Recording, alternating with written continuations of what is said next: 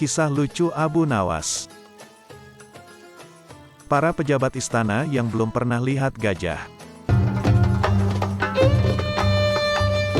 Sebelum kisah ini kita lanjutkan, ada baiknya klik terlebih dahulu subscribe, like, komen dan share agar channel ini terus berkembang.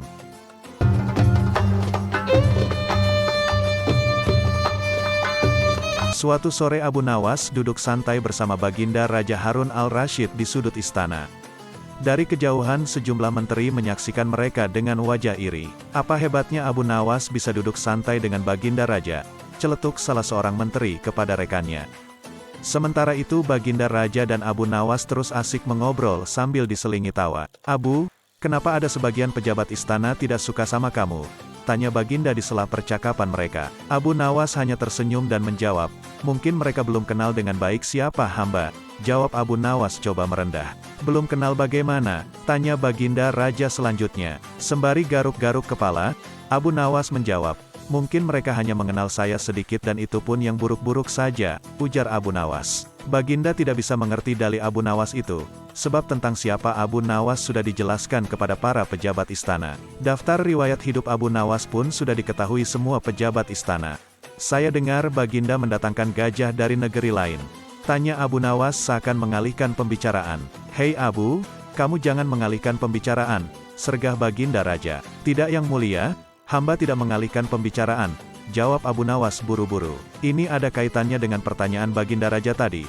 Jelasnya lebih lanjut." "Maksud kamu bagaimana?" ucap Baginda Raja lagi. "Apakah semua pejabat istana sudah pernah melihat seperti apa bentuk gajah?" tanya Abu Nawas. Baginda Raja berpikir sejenak, lalu menjawab, "Saya rasa belum semua. Bisakah Baginda Raja memanggil beberapa orang yang belum pernah melihat gajah seumur hidupnya?" pinta Abu Nawas. Baginda Raja pun memanggil 4 orang pejabat istana, termasuk seorang menteri. "Apa kalian pernah melihat bentuk gajah?" tanya Baginda. "Belum pernah yang mulia," jawab mereka serentak. Baginda Raja lalu memandang Abu Nawas. "Yang mulia, bolehkah mereka hamba ajak untuk melihatnya?" tanya Abu Nawas. Baginda Raja mengangguk setuju. Lalu para pejabat bersama Abu Nawas berpamitan kepada Baginda Raja dan berjalan menuju kandang gajah dipandu seorang petugas. Gajah tersebut berada di dalam kandang tidak jauh dari istana.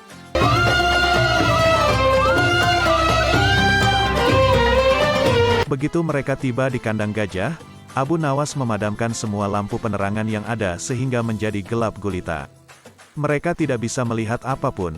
Pejabat pertama menyentuh belalainya, sehingga ia mengira bahwa makhluk ini pasti seperti ular. Pejabat kedua menyentuh telinganya dan menyimpulkan bahwa gajah itu binatang seperti kipas. Selanjutnya pejabat ketiga memegang kakinya sehingga ia berpikir bahwa gajah adalah binatang seperti pilar. Akhirnya pejabat keempat menyentuh punggungnya sehingga ia yakin gajah adalah semacam singgasana. Selanjutnya Abu Nawas mengajak para pejabat itu kembali menghadap Baginda Raja.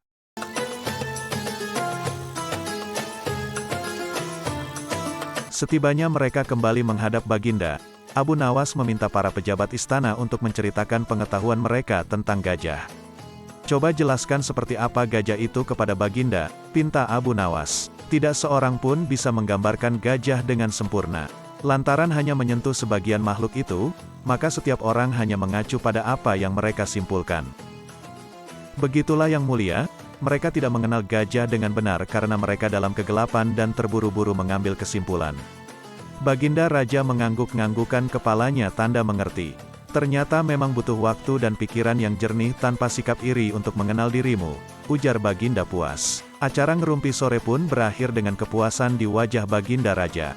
"Abu Nawas benar-benar pintar," ucap Baginda dalam hati penuh kekaguman. Lalu Abu Nawas berpamitan untuk meninggalkan istana.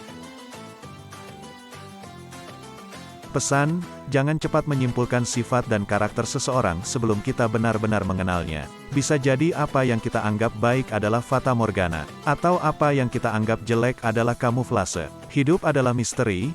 Jika kita berorientasi akhir kepada penilaian Allah Subhanahu wa Ta'ala, tentu kita tidak akan mengkhawatirkan penilaian orang terhadap kita. Wallahu a'lam bishawab.